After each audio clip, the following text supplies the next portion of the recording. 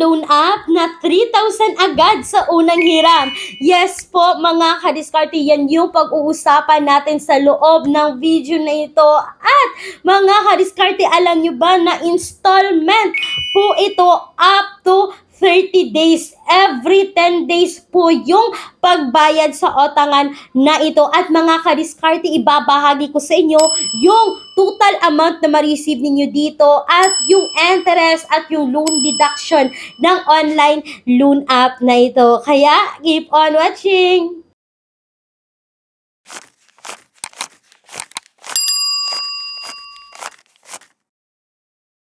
Oops! Bago tayo magsimula, disclaimer po muna tayo, hindi po ako agent ng kahit anumang otangan online. Isa rin din po akong mangungutang kagaya ninyo mga kadiskarte. Then, itong video na ito ay hindi financial advice. This is for general information purposes only. Pag-isipan nating mabuti bago tayo uutang kahit sa anumang otangan online. Mga kadiskarte, kung kayo po ay employed or self-employed at gusto niyo mag-apply sa bangko, you can message me dito mga kadiskarte para sa karagdagang informasyon tungkol dito. All applications submitted po dito is subject for bank approval. So yun na nga mga kadiskarte, gusto ko rin sabihin sa inyo na nagwi-weekly live po ako sa aking Facebook page, Diskarte with Clarice, at pwede kayong makasali doon mga kadiskarte sa aking pa-weekly GCash giveaway. So ito na nga, hindi na natin to patatagalin pa kasi itong utangan online na ito mga kadiskarte is bago pa lang sa Google Play Store. Kaya excited kong i-share sa inyo yung honest review sa online loan app na ito. Pag-uusapan natin ngayon mga kadiskarte is si Benny Online Cash Loan app. Si Benny Online Cash Loan app is under po ng Wing of Integrity Lending Incorporation. So, makikita natin ito sa Google Play Store mga kadiskarte. Meron na po itong 4.9 star tapos 377 reviews pa lang siya kasi nga mga kadiskarte, bago pa siya sa Google Play Store.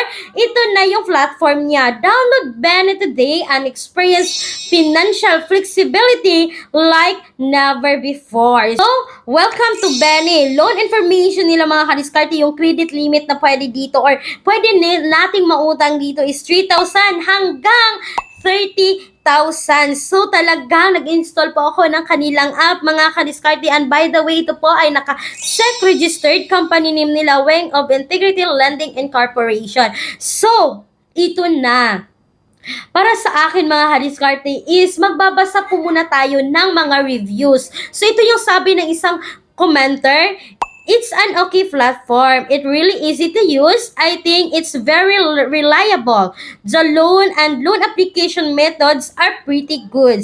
The information is simple and the approval is quick. The interest rates for consumer loans with high amount are also within acceptable range. I'm so conscientious like the loan software and it's so convenient. So, yun yung sabi niya mga kadiskarte. No? Then, talagang nag-scroll down ako dito sa nagre-review mga kadiskarte, sa talagang nagbibigay ng mga reviews nila is puro 5-star yung nakikita ko at talagang sinubukan ko mga kadiskarte. Nag-install po ako ng Benny Online Cash Loan app and then mga kadiskarte, ito na yung bubungan. Hey, welcome! Safe and secured loan. So, loan amount dito is 12,000. So, nag-click po ako ng instant apply. And then, mga kadiskarte, pwede mo palang madrag yan. Pwedeng 3,000 hanggang 30,000. So, yun na nga mga kadiskarte, nag-click po ako ng apply dyan. And then, kailangan po nating maglagay dito ng ating active mobile number kasi nga magsisend sila sa atin ng OTP code. And then, mga kadiskarte, ito na agad. So, kailangan natin ditong first step nila is yung identity information. So, kailangan po natin ditong mamili ng ating valid ID. So, yung mga valid ID na pwede is UMID, passport, TIN, driver's license, SSS, postal ID, voter's ID, PRC, GSIS ID, at yung OWA ID. Mag-select lang kayo dyan ng valid ID mga kadiskarte at kailangan natin ilagay dito yung last name, first name, at yung middle name natin. And then dito sa kanilang marital status is kailangan natin ilagay dyan yung education at yung residential address natin. Then mga kadiskarte, proceed na tayo sa baba nito. Meron sa iyo, maglagay tayo ng email, second phone number at yung social account natin. And then dito na tayo sa kalang work information. So kailangan natin maglagay dito ng company name, pay period, salary, company phone number at company address. And then mga kadiskarte, sa kanilang contact information is 5 yung kailangan nating ilagay dito kay Benny. And then mga kadiskarte, meron silang facial recognition. Pagkatapos ng facial recognition is kailangan natin mag-upload dito ng photo ng valid ID natin. And then mga kadiskarte, ito na nga, product list nila. Benny B, Benny D, Benny C, at Benny E. So, nag-click pa ako dyan mga kadiskarte, no? Then, evaluation. Pagkatapos ng evaluation, ito na. 3,000 yung credit limit na binigay nila sa akin. Nag-click din po ako dyan ng apply. At then, ito na mga kadiskarte, loan. So, 3,000. Loan term na sabi dito mga kadiskarte is 30 days. Yes, mga kadiskarte, 3,000 yung credit limit at babayaran mo within 30 days, hindi 7 days mga diskarte, no? At ang napakaganda is installment siya within 30 days. So, yun na nga mga kadiskarte, no? Amount received ko dito is 2,100. Yung total fee nila is 900 pesos.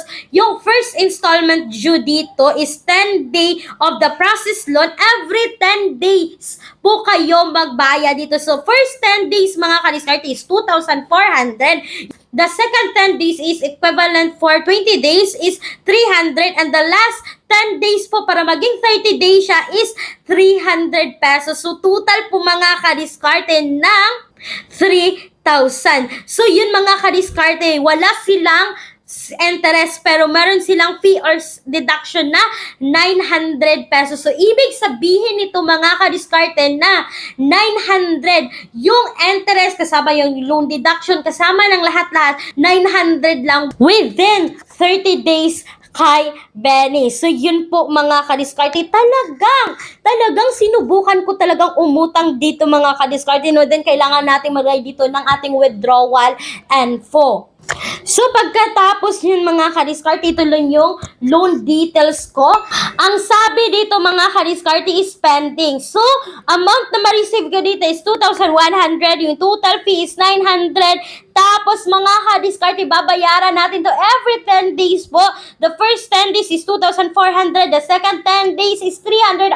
And the last 10 days para maging 30 days is 300. So, yun na nga mga kadiskarte, yung honest review ko dyan kay Benny online clone app. So, hindi ko sinasabi na subukan ninyo itong utangan online na ito. Kaya pag-isipan nyo mabuti mga kadiskarte bago kayo uutang sa kahit anumang utangan online. Hindi ko sinasabi na talagang subukan ninyo.